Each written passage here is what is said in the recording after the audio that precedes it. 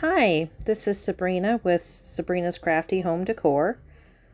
Here I've picked up this kitchen tray from Goodwill, and for the project I want to do with it, it needed a little more shelving space. So I glued two paint sticks together and then glued them in place at the bottom there.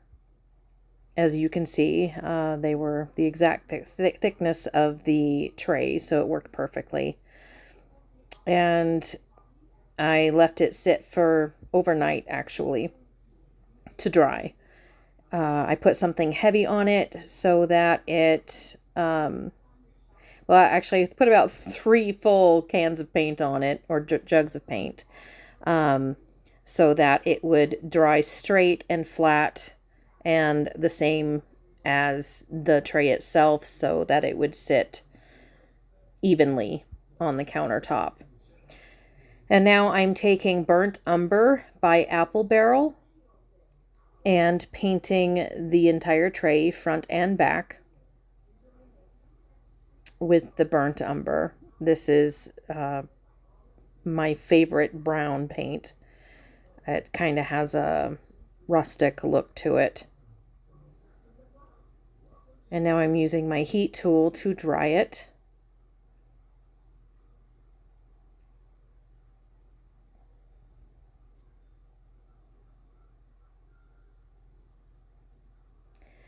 And then I had an issue with the camera. It stopped. I was not aware. So here I have taken a couple big scoops of, it's a fast drying spackle, and a little bit of a small scoop of Waverly Plaster chalk paint and mixed them together. And then I used my chip brush to paint it. I did an extra thick coat to cover the line where I made the extra shelf there that I am now drying, to hide that it's paint sticks. And now I am taking once it's dry, I'm taking my sander. I picked this little sander up at Amazon, I believe. And I am sanding it down, especially around the edges of the handles, all the edges really, and inside. Just giving it, kind of scraping some of that paint off and bringing out some more of that burnt umber and giving it an aged look.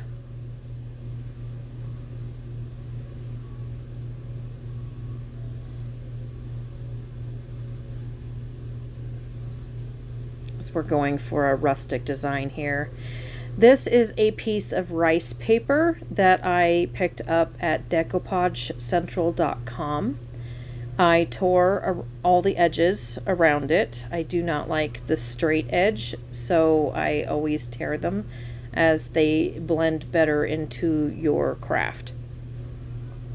I used my fan brush to paint a thin layer of Mod Podge on the back of, or on the bottom of the tray, and then placed and smoothed out my rice paper, and then put a thin layer of Mod Podge on top of the rice paper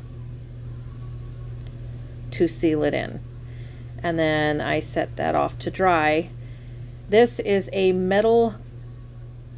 small metal pitcher for creamer that I picked up at Goodwill, and I am using the Burnt Umber by Apple Barrel and painted it with a sponge, and now I'm sprinkling ground cinnamon all over it and dabbing it again with the sponge to push that cinnamon into the wet paint. This is creating rust, or what looks like rust. Not to mention it smells great, if you like the smell of cinnamon. And now I'm drying it.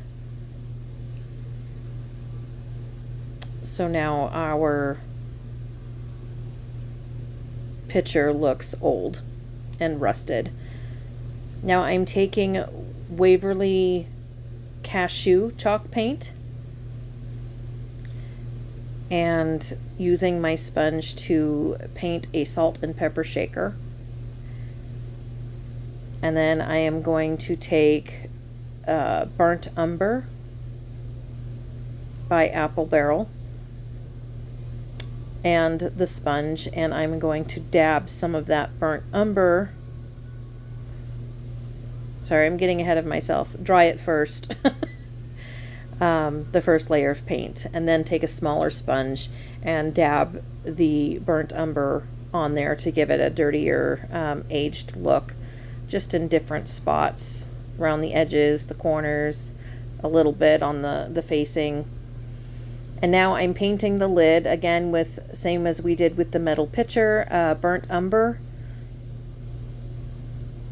on the lid, and then you are going to sprinkle cinnamon all over the lid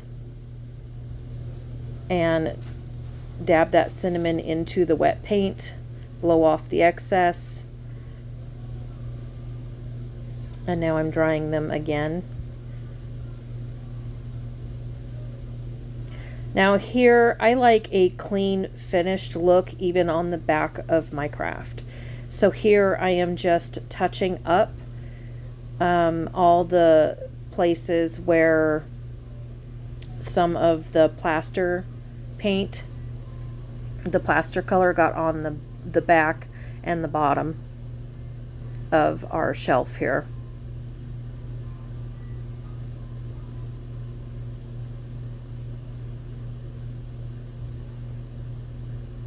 So that we have a nice clean finished look.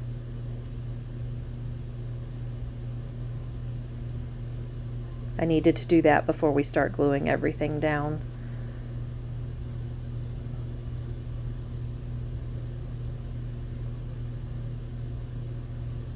And now we're drying it. And now we're ready to start gluing everything in place. So I used hot glue to glue the salt and pepper shaker as well as the pitcher in place, and I'm now using moss that I picked up from Walmart between the two as well as inside of the pitcher. And what I'm working with right there is 3 little bird eggs, speckled bird eggs, and I picked those up from Amazon, and I created a little nest with the moss to put the bird eggs in and hot glued those in place as well as a bird next to it. And now I'm picking floral and some greenery to put inside of the creamer pitcher.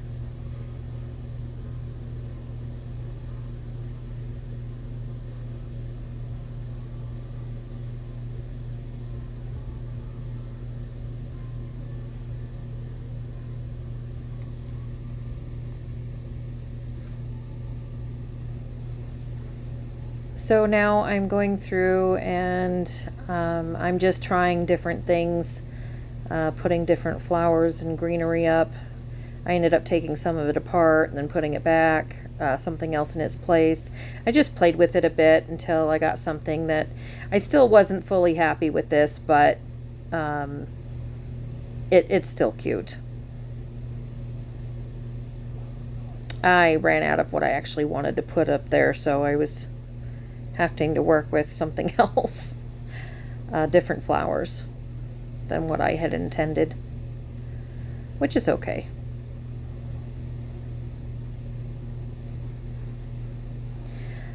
On the top right hand corner, I don't think I showed it. I must have paused the film at some point, but I put on the top right hand corner, I put some more moss and another bird that I hot glued up there.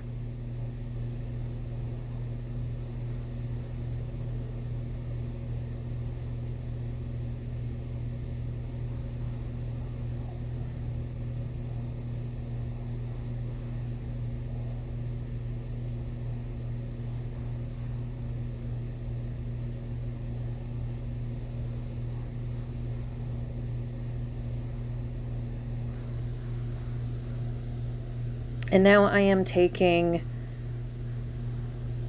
this is antique wax, dark antique wax from Behr, and I am brushing it all over the tray and the picture just to give it, grunge it up a bit, dirty it up a little, give it a more aged look. You don't have to do that if you don't like the more aged look, but I do. I personally like the rustic old look to it.